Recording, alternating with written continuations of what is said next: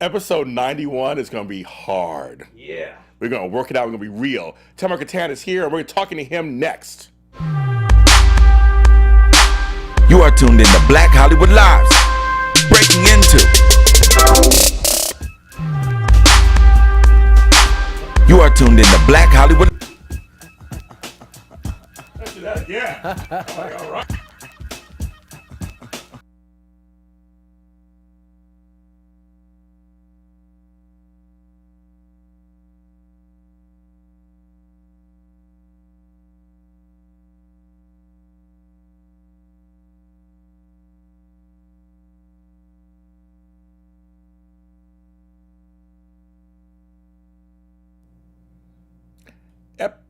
Episode 91. I don't hear myself.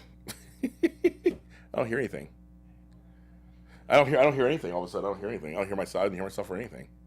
Yeah.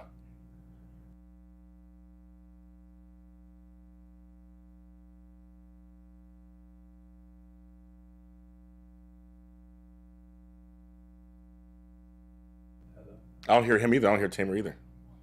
Tomorrow. Or we're muted. But I don't hear.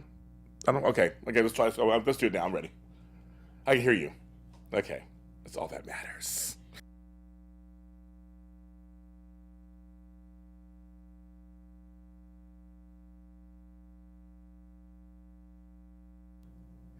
Episode 91 is going to be hard. It's going to be real and raw. Well, we're talking to comedian Tamer Kattan next. You are tuned in to Black Hollywood Lives. Breaking into.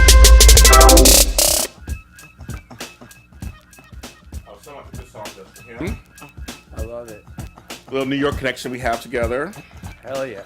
And of course, we love this group. A little electric relaxation. That's right, kids.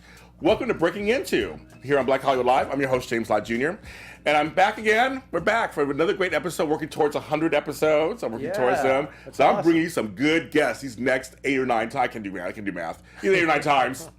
You don't hire me. You didn't hire me to do math. You hired me to be a good interviewer. And I have a good interviewee today. He's a buddy of mine who actually is so funny in his stand-up. Oh, thanks, man. I mean, seriously. Just real stand-up about life. And what I like about him is that he's not just a self-deprecating comedian. The stuff actually has lessons in it. And the things you say, it's like makes you think and makes you laugh at the same time. Thanks, bro. That means a lot. Egyptian-born American, of course, comes from a gathering of Jews and Muslims, and Christians in your life. He talks about it on his stand-up all the time. It's really funny. He has a CD out, too. He had a CD came out last, Brown Sheep. Yes, sir, that Brown came out. We Sheep. talked about that, too. You can see him all over town. He's all over the place, playing Comedy Store, and he's all over the place. My buddy, my friend, and this has been actually almost a year in the making. That's true. Yeah, that's true. Tamer Kattan. Thanks, James. Stoked to be on. Finally. I'm glad you're here. Yes, because we have friends in finally. common. We have friends in common. Friends who've been on the show. Friends in common. Yeah. I know people like Zoe Rogers and her. and Jerry Katzman. I mean, there's just people we have people in common. Definitely. Great people in common. Great people in common. Yeah. Like seriously, great people in common. Welcome to the show. Thanks so much for having me, man. I'm excited to be here. So you guys, of course, you subscribe to us on Black Hollywood Live on iTunes and YouTube. My page, Breaking Into, is on Facebook. You can go ahead and like it, say something. Tell me you like me. Tell me what's going on. Tell me you like him. Whatever you want to tell me. Tell me what you think. And if you actually, I want to tell people out there, if you have an idea of somebody you'd like to see on this show, this is something I've never done before, the Jake Says Show, tell me. Who knows? I might be able to get him on the show. You never know. I've gotten a lot of people on the show, as you know, 91 times before that. So tell me who you want to see on the show, and we'll see if we can make it happen. Do that. I also want to just give, on a serious note, I want to give kind of my condolences to the family of Tom Petty. Just passed, and he's 66. I was a big fan of his music. It's Heartbreakers, him by himself. If you go to the Rock and Roll Hall of Fame in Cleveland, they have a section from MTV saying the 4 top artists of the 80s that changed the video. He was one of them. Wow. Never knew that. Until they showed his videos for Mary Jane and for Don't Come On Here No More. I mean, it's so good. I miss that art, man. I miss music videos as art. Yes. It's missing in our lives. I know. it was so good. That's nice to like sit around the TV on our illegal black box. There were a few of those back then. Why does the box got to be black just because it's illegal? Why is it got to be black? Well, it was illegal and it was black. In Inglewood, hello. It was all kinds of wrong. But we got it. And I was one of the first folks in the neighborhood who had actually this box. And we used to get like Z Channel and early Showtime, Z Channel and Showtime and MTV. So I used to sit around. That's when you sat around and watched MTV, and like every video was an event. Yeah. I mean, Michael Jackson, Thriller. I remember watching that video like 100 times over and over again. So anyway, shout out to him and his family. Big fan of his music. Also, give a shout out to my family in Puerto Rico. I hope you guys are doing okay. I have not heard anything because there's no power there. We need to help them. They are part of America. Hell yeah. And I am thinking positive that they are okay. And also, we give obviously just Vegas. I go to Vegas all the time, and I stay in the center of the Strip, not far from Mandalay Bay all the time, and it's just disheartening that happened. It really is. It's terrifying. Yeah. Especially as a lot of comedians out there play in Vegas all the time. All the time. Yeah. The guy could have picked up like a better spot, so to speak, because it was like right there in the center of everything. Yeah. And I feel bad for Mandalay Bay because it's actually a good hotel I've stayed there before, and I feel bad for them having this kind of negative press happening that he stayed there and did from there. Yeah. It's like so, and this is almost kind of ironic because today we're going to talk about a little bit about you, of course, people to know who you are, and also about this. I want your opinions on some things that are going on in the world because if you follow him on social media, he does talk about it. Yeah, no, I'm not shy. No. I'm not shy. Here's the way I see it. People get offended by the things that I say, but the way I see it is this. Your hate for me will never eclipse my love for my mom. My mom has an accent, and she earned her citizenship here. She's an American citizen, and when people start going up to my mom and asking her where she's from, you're going to hear what I have to say. Okay. And there's nothing you're going to do to stop me because my love for my mom is way bigger than any hate that gets thrown at me. I like that. So they're going to keep hearing it. Yeah, and you should. People stay silent, nothing happens, right? Amen. I think it's one of those kind of things that, and for you, I mean, are you ever afraid of saying too much? No, I mean, I've had people rush the stage. Oh, really? Oh, yeah. I had 3 death threats last year. Yeah, because I did. My album was called Brown Sheep, and it was about immigration. I talked a lot about Trump. Yeah. And I wanted to pressure test it in the South. I wanted to make sure that the things I said in front of liberal folks were the things that I would say in front of conservative folks. And I did that. And in Oklahoma City in particular, they were extreme, which is funny how aggressive they were, considering the only terrorist attack that's ever happened in that town was from Timothy McVeigh, a white dude that loved guns. And yet again, another white dude that loves guns in Vegas. Wow. It's a crazy thing. It's a misdiagnosis is what it is. Mm-hmm. I heard this girl say this really smart thing. She said, "You don't hate Mondays, you hate your job."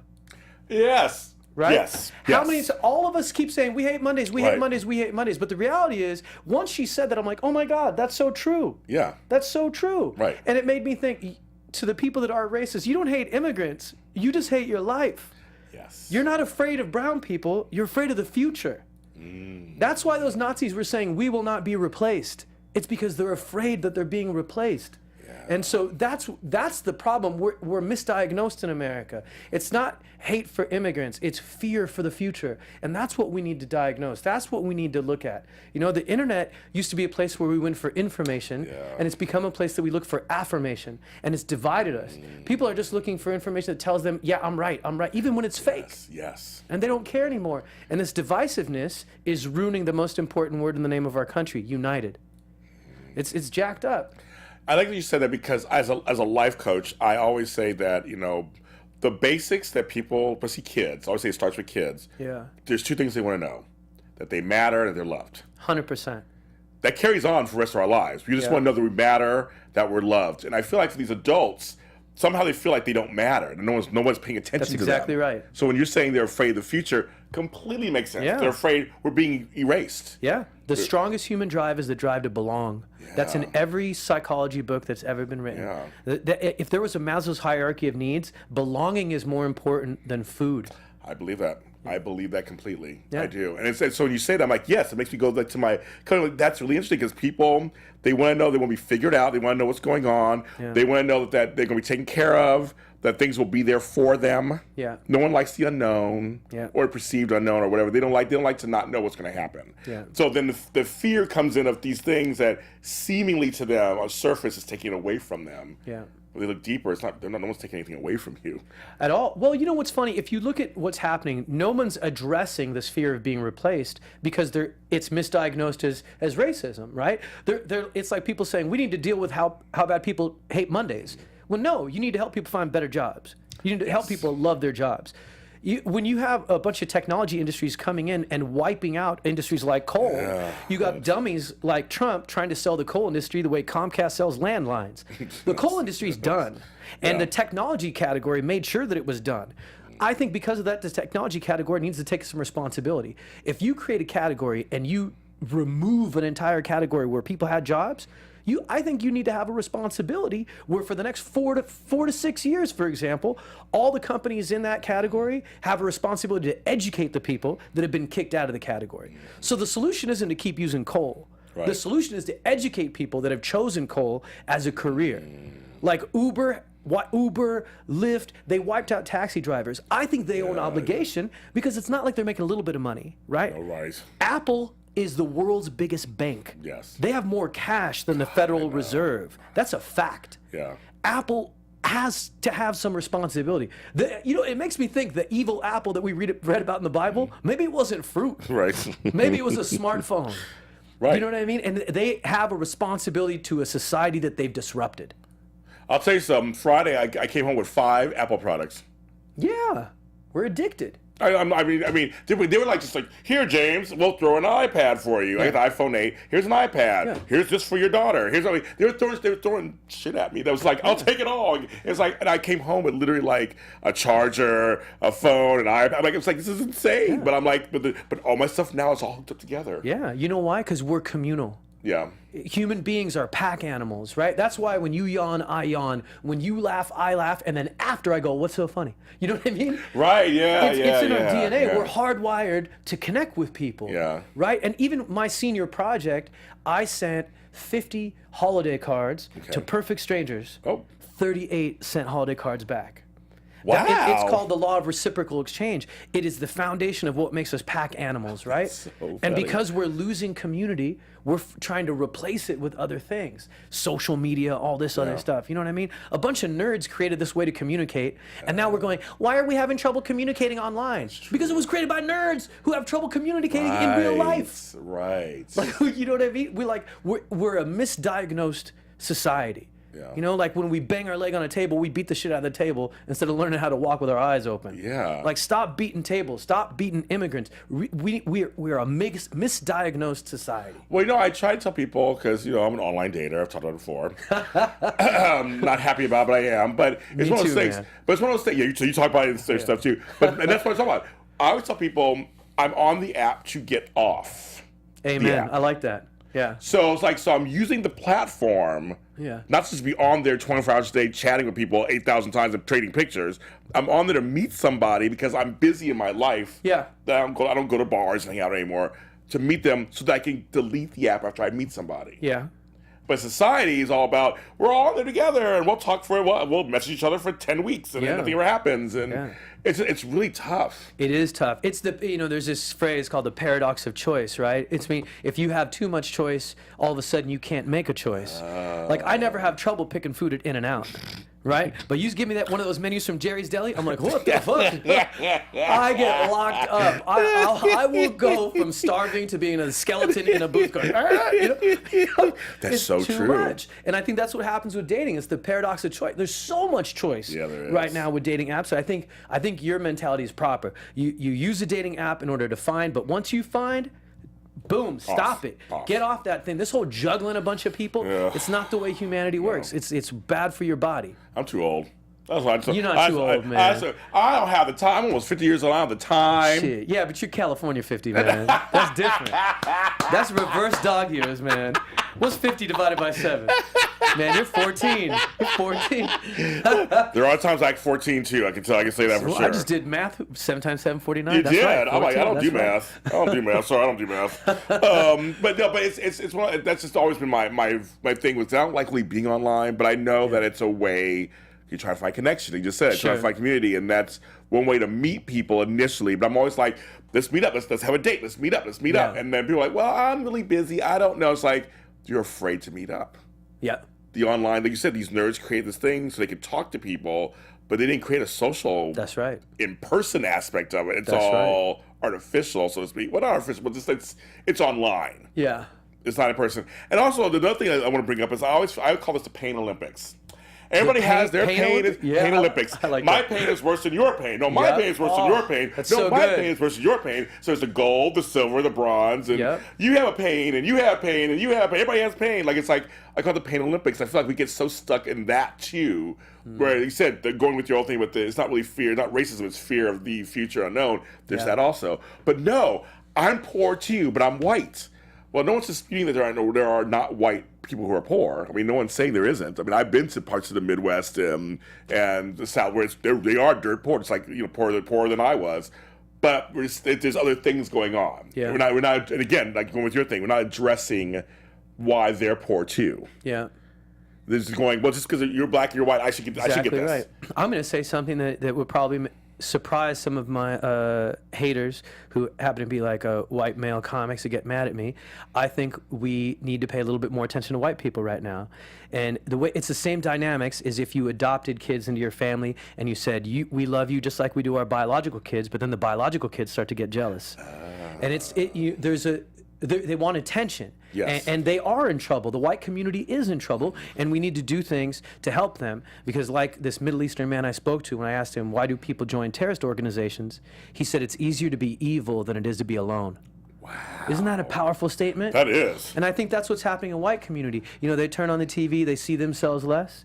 They see themselves less. And in the future, they see less of themselves. Yeah. And it's a misdiagnosis. Because they really don't get, because they're not coming from this place at all, that we're trying to be seen. They've always been seen. Yeah. So for them, it's just natural. They've right. always been seen. So us as people of color should take that into account. Yeah. That for them, this is a shock for them. Yeah. Well, here's the other thing. White is not a race. Right. White is this thing that was Voltron together by white politicians. Right. Because it is hypnotizing when a rich white man looks at a poor white man and says, you're just like me. That's hypnotizing, right? And instead of like looking at his brown neighbor and saying, we're the same, he's looking at this rich white man. And because right now we're in a socio-economic war disguised as a race war. I agree with that. Right? All these wars, all this hate, it's all about money. They don't care about us. It should be us against these people that have the nerve to say that they want to rule countries. Yeah. They're using us like bullets in a gun. Yeah. And we're fighting each other instead of banding together and fighting them. Let's show a clip from, so this is one of his openings of his stand-up. If there's any language you don't like, just let you know now. It's not really anything super bad, but I'm just saying, just in case it's some adult. But it's really quick. It's like a minute or so. Make as much noise as you can for your friend and mine, Tamer Kattan! There's one of the routines I just love. Thanks, man. I appreciate that. Opens up.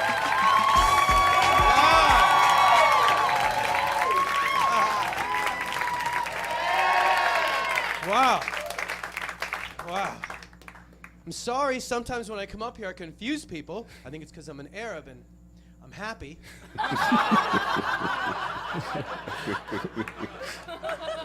That face is just like... That confuses people. There's not a lot of happy Arabs on TV, right? People don't even believe that I'm an immigrant because I don't wear dress shoes with sweatpants. Anymore. Here they go. But I am an immigrant. I'm very proud of being an immigrant. I'm not a regular Arab. I have a Muslim father and a Jewish mother. Oh. Some woos and a rumble of concern. That's correct. That's what the wedding photo looked like, right? Two people in love and a half circle of people going, this isn't gonna work at all. People freak out when I say I have a Muslim dad and a Jewish mom. They react like I said, my dad's a Pepsi, my mom's a Mentos.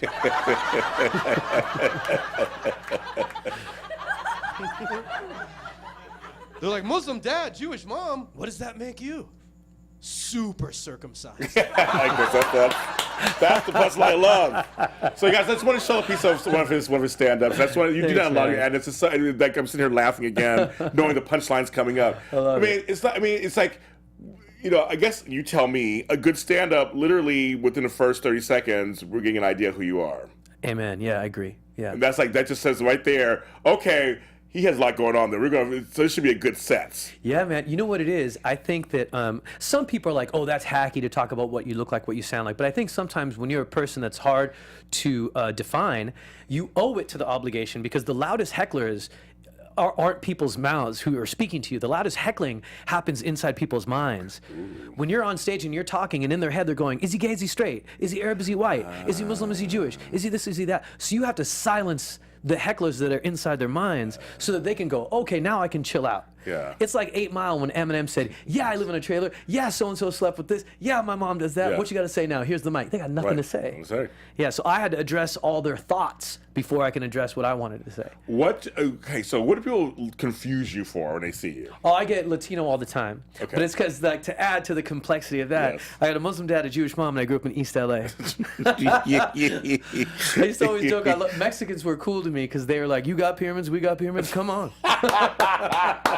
You know, they were the only people that Yes. I got to school and people didn't know what to make of me because they're like, you got black people hair, white people skin. Yeah, what do we do? Exactly, you know? right, exactly. But Mexicans were cool. They're like, you know, you're like us. You got pyramids, and you got pita bread, we got tortilla bread, you know.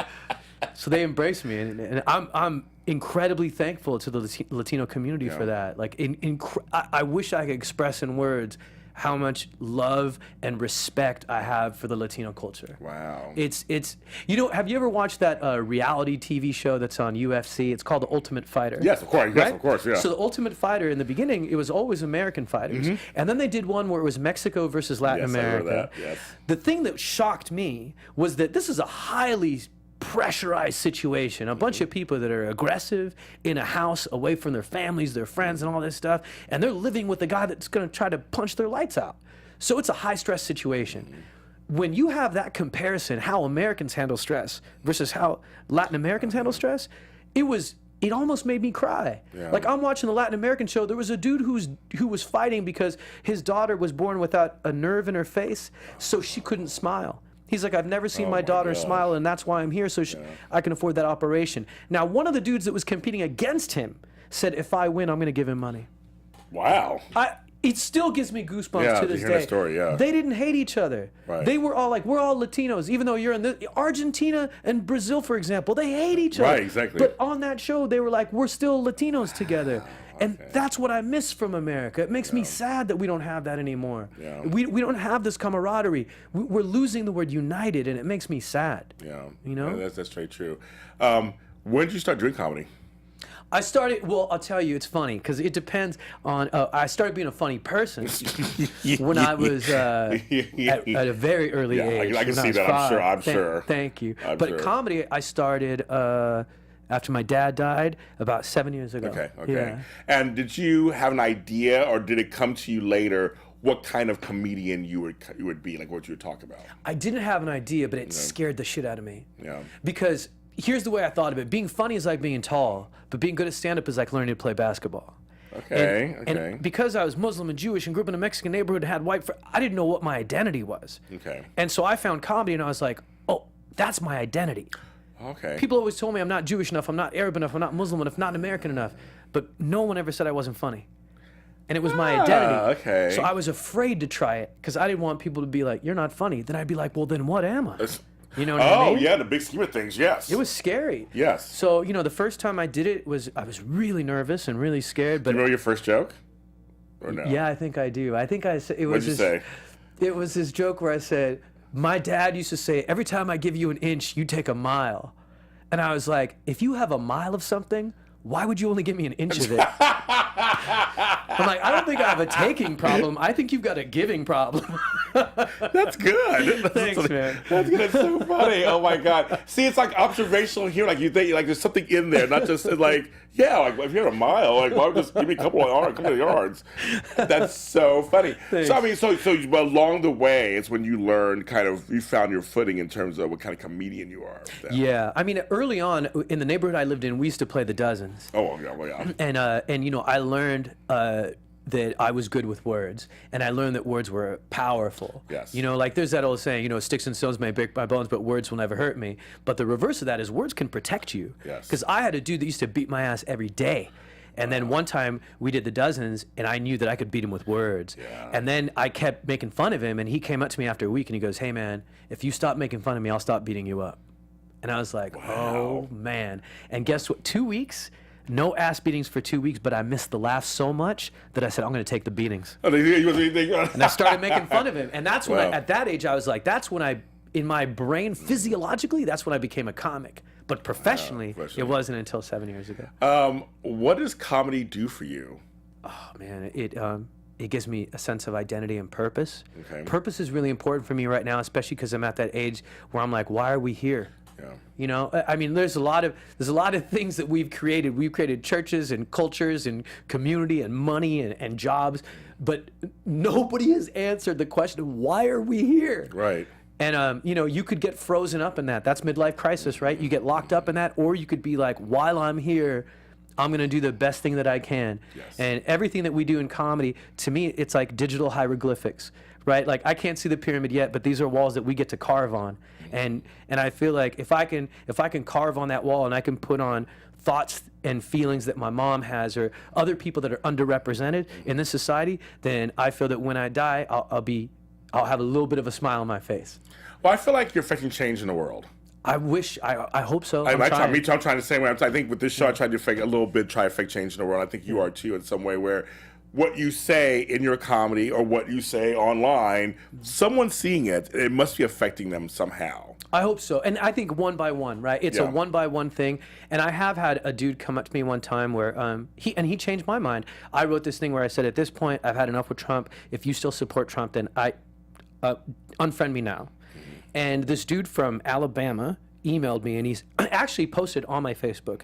And he said, hey, listen, I hope you change your mind because you once changed my mind. He's like, I was a Trump supporter. I saw you at a show. And then it became really difficult to not listen to someone that I began to like. He's also, you changed my mind and you made me look at Trump from a different perspective. And I think you can do that for other people too. So I think you shouldn't let people unfriend you that are Trump supporters. Wow. And I was like, well, you just did for me what I did for you. So thank you. And you're right. And I said, mine changed. If you're a Trump supporter, let's talk. Let's speak. I had something similar happen to me when Obama got elected the first time. I was in Bismarck, North Dakota. You were what? Bismarck, North Dakota. Oh my God. At a farm and ag conference. Long hair, blonde. Only black person for miles around. Oh my God. So I was running a conference, and my colleagues were all white and me, and we had all these hunters and farmers, and normally a really great crowd. I mean, I traveled the country, and I was doing this job. I did it for 10 years. But the night he got elected, for me, of course, it was historic. I'm a black man seeing a black man as president. Never done this in my lifetime. I'm crying. He was classy or something. And I heard such hatred coming out of the mouths of my conference goers. Yeah. In front of me, behind my back, in front of me, that it was so shocking to me, and I immediately got angry. Just like this was like 8 years, however many years, 10 years ago, and I was like, screw everybody, and I'm leaving the conference, and you can all, whatever. And my boss has said to me, I think you should stay, because then you could show them, because most of them like you as they know you as James Lott Jr. They know you as James. Kind of show them how they're being. Like if you run off. Yeah, that's not good. I agree. Stay in it. I mean, I know it's gonna be hard for you. Yeah, but stay in it. And I'm so glad I stayed. Me too. I'm glad you did too. And it's not easy to do that. No, it's not easy. It's hard. And it wears you down. I think as human beings, we have to remember to take a break to defeat our souls. It's that counterintuitiveness that happens when you're on an airplane. They tell you to put the mask on yourself before you put it on a child, and you're like, wait, that doesn't sound right. But it is right.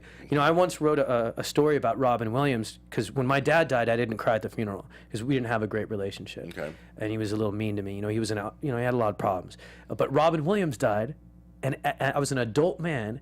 I walked into a toilet and I cried for an hour and a half. Wow. Uncontrollably. Okay. And I realized that I was looking for a dad in my house and I found one on TV. He was my dad. He was the one that made me feel less alone. He was an alien on Mork and Mindy, and I was an alien in America. And I bonded with him. Yeah. But the way the story ends that I told at the Moth Slam is that if you choose the noble profession that this man did, if you choose to blow life and joy into people, always remember to stop before you run out of breath. And I think that's what happened to him. He gave so much, that he ran out. I've met him years ago. I met him in San Francisco, where he's from, quiet man, super nice. I used to work at a retail store called Headlines, and I was his personal shopper there. I was the manager of the store. I had to walk around and talk to him. He's just very hairy guy, very hairy. He is so hairy. Super hairy, super hairy. Yeah. I remember he was coming out with a shirt in his arms, but he was like really quiet and just like demure, but really super nice. I'm thinking to myself, I kept thinking, because he gives all of it on set, on stage, that I guess you have to come down at some point. Yeah. And realize you can't be Robert Williams in front of me all the time. I mean, this is too much. Yeah. It'd be too much. So when he died, I felt a little personally. Like, so one time I met him, I felt like, wow, I actually had a moment with him for about 30 minutes. Yeah, it's and I'll never magic. forget that. I'll never forget that. It's amazing. You know what's funny is his hairiness inspired one of the stoniest jokes I ever wrote in a notebook, but never said out loud. Oh. And it was like, when I get stoned, I get really Nietzsche. You know, Yeah, he's just like, when you're dreaming, are you really awake? When you're awake, are you really dreaming? So right when I was reading that and super stoned, I look at Robin Williams and he's so hairy, and I go, maybe humans don't turn into wolves when they see the moon. Maybe wolves turn into humans when they see the sun. Oh, jeez. Oh, my God. And I was like, maybe wolves are the things that are kind and humans are the things that are evil. Ooh, now that's You know something what I mean? right there. Now Because- that's something right there. Because look how kind this hairy motherfucker was. You know, he Yes. was the kindest person. Yeah, apparently he was. And seriously, everyone talked about Robin Williams. There was never anything bad said about him in terms Yeah. from all his friends, fellow comedians. Yeah. That he was generous and kind and just like super sweet, and He was light. he was light. And I think it's funny because I love comedians. I love comedy. For you, was there any joke that you felt you went too far on later, or no? You know, no, I don't know if the joke went too far, but I think as a comic, the thing that we learn in our craft is how to build Trojan horses. Okay. Right? And I think there are times where I rushed the drawbridge and it didn't look like a gift. Okay. There were soldiers banging on the door instead of a wooden horse that looked like a gift. Yes. And I think I've gotten much better at that. But I'm a human being at the end of the day, and I think I gave myself a little bit of a break because what I realized is that if I write with anger, there's no horse, and I need a little bit of distance and time. You know, they used to always say tragedy plus time equals comedy, and I think it's not just tragedy, it's anger, it's sadness, it's plus time equals comedy. I think what we need to do, Hemingway used to say, as a writer, it's your job to notice what others only see. And I think the way to notice what others only see is to remove some of the emotion a little bit and give yourself some distance. And so I think I've been guilty of having my emotion be the lead horse instead of having my comedy lead the horse sometimes. It's funny. Last month I had a lot of deaths in my life. Last month I lost my grandmother, my dog, sorry. my cat. It's a Wow. lot of stuff, all within days of each other. Oh, that's the worst. So it was completely dark times for us. But then we mentioned the comedy part. A few weeks after that, I had a ringtone on my phone. I love her. Shout out to Lizzo. Love you, Lizzo. She has a song called "Where the Hell My Phone." And so that was my ringtone. So we're in the middle of 2 weeks, like you said, some time had passed. So 2 weeks had passed, and we're dealing with some like grandmother's things and effects. And also my phone, where the hell my phone? Where the hell my phone? Where the hell? And everybody started laughing. Yeah. And it's like, okay, now we kind of laugh about it. Yeah. And it opened the door for us to say kind of funny things about my grandmother. It's one of the crazy That's things great. we do. But it was like some time had passed a little bit before we could actually like have a humorous moment. That's But great. it was that ringtone that kind of. It's okay. Then we kind of have to laugh. The ringtone was kind of funny. You know, it's funny. People have always studied laughter, and they don't understand why it happens. But the hypothesis is that when we were cave people, we were always under threat. Well, you could die at any moment. So the hypothesis is that there was a bunch of cave people sitting around a fire, and then they heard this rustling in the bush, and they all like tensed up, and then a rabbit jumped out, and then they all began to laugh, and that's comedy. It's like. When you could look back at your fear, look back at your tension, look back at your pain, look back at these terrible thoughts that you had in your head and realize it's okay, it's going to be okay. Yeah. And that's where laughter's a release. Well, I learned a lot about laughter and comedy from our buddy and also former guest on the show, Jerry Katzman. He's amazing. Who is amazing. And he's been voted best comedy teacher in LA and all kinds of stuff. And he is really good. Well, he taught me the threes, where two things are, you say two things, the third thing's very outrageous. When he taught me, so I was looking at. That's the way I date, by the way. 2 normal girls and then a crazy chick.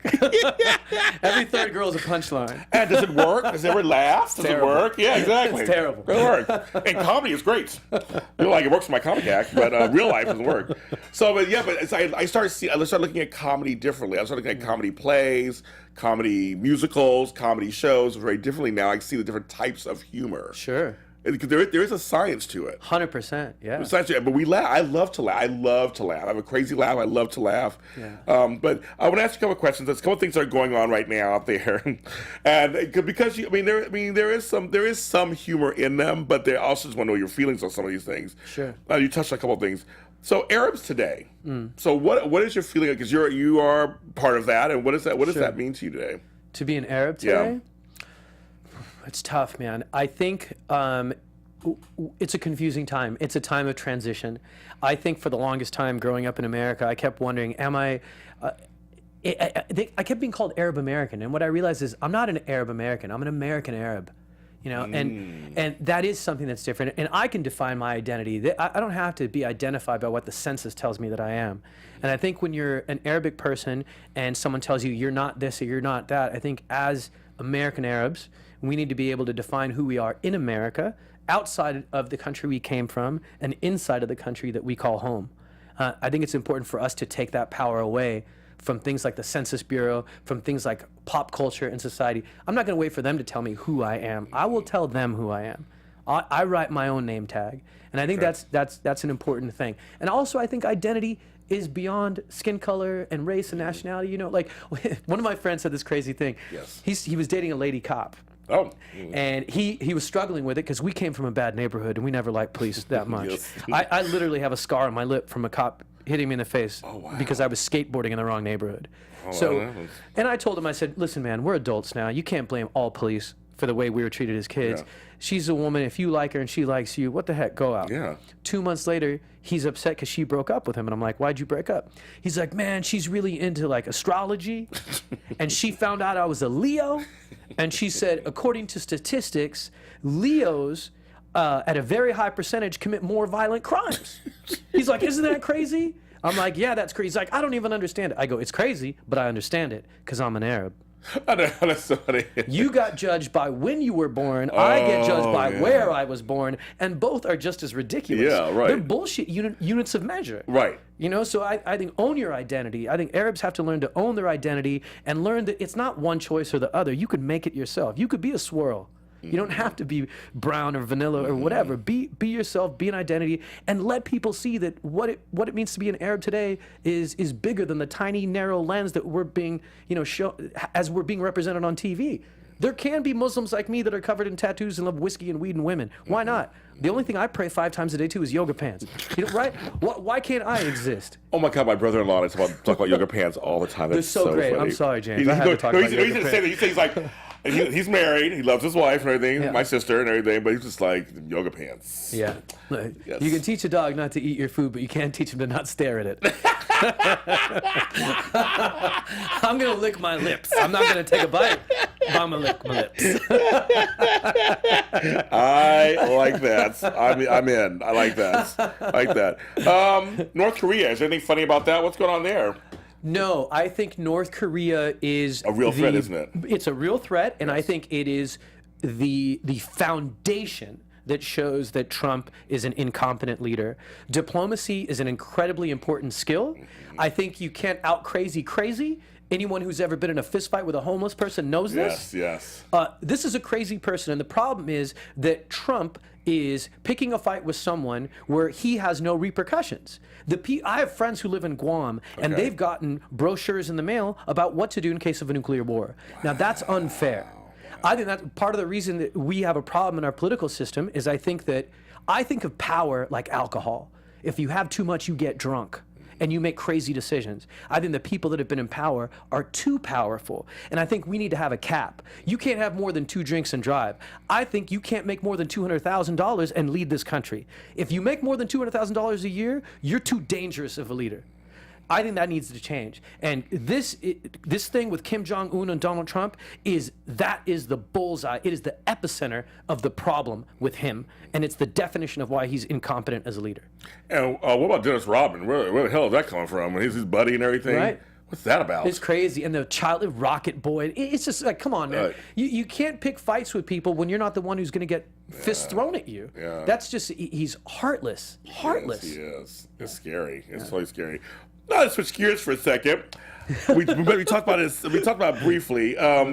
Women dating. Yes, You sir. talk about it on you talk about it in your sets. Oh my goodness. So what is Mr. Kattan dealing with these days? It's funny. I told my friend the other day that the movie Good Luck Chuck. Yeah, yeah. So that's me, man. Women date me, and then the next dude they get married to. Right? Like I don't even date women anymore. I'm just fostering them until they find forever homes. You know what I mean? Like it's crazy. I'm like a lady man. Just like a house has ladies in it until they get well. And now it's your turn to go, Yeah. ma'am. Be forth and marry and multiply. Yes. But here's the reality. I'll be honest. The reality is that women grow up with impossible physical standards. Men grow up with impossible emotional ones. Yes. And no one talks about that. All my life, I was told boys don't cry. Now, the people might look at crying as just this little thing, but it's not. That means boys don't get sad. Well, that's inhumane. Yeah. Right? Women grow up learning how to deal with their feelings from the time they can walk. Yes. And then I have to date them as an adult? It's as if I'm playing soccer as an American with a Brazilian. Oh yeah. They've been playing with that soccer ball yes. since they were little girls. Yeah. They have their community. Women talk to each other. They help each other. Men don't. No. And I think I learned that it wasn't them. It was me. It was me, and it was men. Yeah. We have to learn to be better partners for Yes. women. We have to learn to be better communicators for women, not just for women, for the society. Yes. We have to be better men for this society. Yes, I agree. So I've had a lot of terrible relationships, and I'll take responsibility for the majority of them. I think I have to learn to be a better person. I have to stop. I cut down how much I drink. I cut down. I stopped smoking weed and doing all those things because all those things were just numbing my feelings, and all tied back to that whole boys don't cry. It was Yeah. men don't feel. Yeah, I've cried more in the last 2 years than I have in like the first 49 or 48 of my life because I was taught the same thing. Yeah. And then when I became a father young. So when I became a father with 2 daughters, Wow. they help soften you a little bit. I'm sure. Having girls, because I didn't have boys. I got grandsons later. I have grandsons. I got them later. I can't believe know, that. it's You crazy. are LA 50. That's crazy. Oh my If God. I do this, do I look young? Yeah, man. No, you sleep in cocoa butter? What the hell? I can't believe you have grandkids. That's I have crazy. grandkids. I'm Papa Jamie. I have grandkids. Yes, I am. But I had daughters, and so they soften you a little bit. They sure. force you because they're girls. Yeah. They're women. They force you to really dig in because they demand because they like their fathers. And plus, I always think to myself, I'm an example of a man for them. Yeah, exactly right. That was a major thing. So it's kind of like, I got to show emotion. But it wasn't until a few years ago I had a complete breakdown. And I had to get my father's voice out of my head, and my uncles, and my proud Puerto Rican grandfather. I mean, everybody get everybody's voice out of my head. And it was like, okay, I can cry. I've cried on TV. You guys know that I've cried on TV. And it's such a release now that it's like, who cares? I mean, it's part of life. I think you're more brave if you cry. Yeah. You're more of a man if you can cry. I'm not saying cry on anything. Yeah, exactly. Like, but come I'm on. saying, but to be able to show emotion and to not to step outside of yourself and to really feel something and experience life, I think that's important. I think agree. you're robbing yourself from a human experience if you stop yourself from feeling sadness. I agree. I totally agree with that. Are there any comedians that you kind of look to, right? Looking to right now for inspiration, comfort? I guess every comedian you're looking at right now that. I got to tell you, Morgan Murphy blows me away. Okay. I think she is so incredibly talented. I think there's a lot of amazing female comics right now and male comics too. I like the people where their comedy makes me laugh and also makes me think. And I like the craft. I like people when I look at their comedy and I'm like, ooh, that's art. Yeah. That's art, man. Because there's people who write for the business, and then there's people who write for the art. Yeah. And there's some really great comics out Where there. a joke that hits on 5 different levels. Ooh, yeah, One absolutely. joke, it's hitting on this one. And you're like, oh my God. Yeah, absolutely. Yeah. Absolutely. I mean, Morgan Murphy will write some tweets where I'll stand up like a black lady in church and run. Yes. I'm like high-fiving Jesus because it's so funny. Yeah. Morgan Murphy wrote, Donald Trump makes me embarrassed to be mentally ill. But she's got, I'm not going to do her material, obviously, but she's so good. She's so good. I'm such a big fan. And I love it even more that she's a woman. I think women right now are some of the bravest comics I know are females. I agree with that completely. I agree. Let's show. Oh, you're gonna look at some Morgan. You're gonna look at some Morgan Murphy. I think a lot of women nowadays, because they're tired of being in the shadows. Exactly right. They're like screw it. We're gonna get out there. We're gonna be ourselves and fully ourselves and tell our stories. And the way they observe things, like you said, with the whole emotional part and the way they're taught to look at things. It's really good. I agree. And for you know, there's a lot of people that talk crap on him, and I think, you know, my grandfather used to say listening is the cost of being heard. Yeah. And I think there's a lot of people who don't listen, Yeah. and then they complain when they're not heard. Yeah. And Yes. it's like, give them a chance.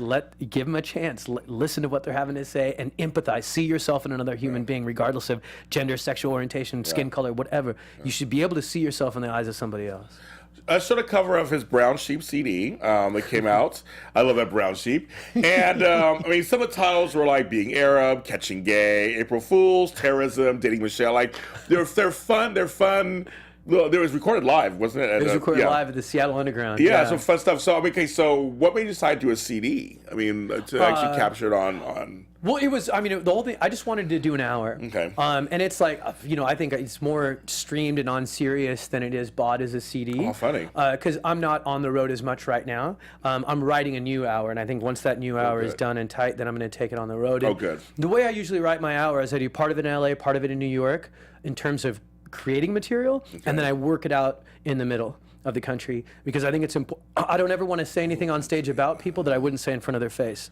And, you know, that's why, I don't know if you've noticed, but lately I've gotten a little bit more built. Yes, I've seen, And yes. it's like, you know, I decided I'm going to take control of situations that I feel I don't have control in. So if somebody else rushes the stage, I box every day. And I do jujitsu in the evenings. Okay, And okay. I will choke a dude out. Okay. If you come up on stage, especially during the punchline, I will choke you. Yeah, can you wait till after the punchline and maybe rush the stage, but not like during the punchline? Yeah. So, you know, you got to protect yourself. I think in the society we live in today, you do have to protect Yeah, I'm yourself. sure. I don't have a bunker, but I turn this into a bunker. Yeah. And I think it's important for comics to protect themselves and to look out for each other. And for comedy clubs to be aware that there's been a change in our industry and to be a little bit more serious about the security that they have at their clubs as well. Well, how are they in LA, the comedy clubs here, security-wise here? I mean, I think, you know, there's certain places, you know where I feel most safe is the Comedy Store. Well, they have a lot of security, different rooms, a lot of security. Well, you know what it is? It's not just that they have a lot of security, it's that the security there are comics, and that is their house. That's their home. Yeah. And they treat other comics like brothers and sisters. This is our community. Yeah. And if you come into our house and you do something to hurt one of us, then you're hurting all of us. And I think that's real security. Yeah. You know, and I think it's important. Clubs need to pay attention to that. Because things are changing, people are changing, and I think we need to snip this behavior in the bud when people. A heckle is a heckle, and a good comic can handle that. Yeah. But a threat, zero tolerance. Zero. I agree with that. That's just, I sit there going, wow, a comedian can get a death threat. Yeah, man, three. That's, I mean, just like, a 1 year. comedian. Yeah, I've never had a death threat until Trump ran. Wow. It all happened during his election. Wow. And once he started losing popularity, all the death threats stopped. Interesting. And all the trolls stopped. I had a lot of serious trolls, too. Really? This one guy had like 94 different Facebook accounts that I kept blocking. Yeah, it was crazy. Oh, Facebook was involved. The police were involved. All this stuff. They finally got him. Yeah, it's crazy. So how did you like deal with that yourself? How did you stay calm? You know, I contacted Facebook. To be honest, Facebook was a very little help. Okay. I think Facebook is a big problem right now. I think they need the entire internet community and social media community especially.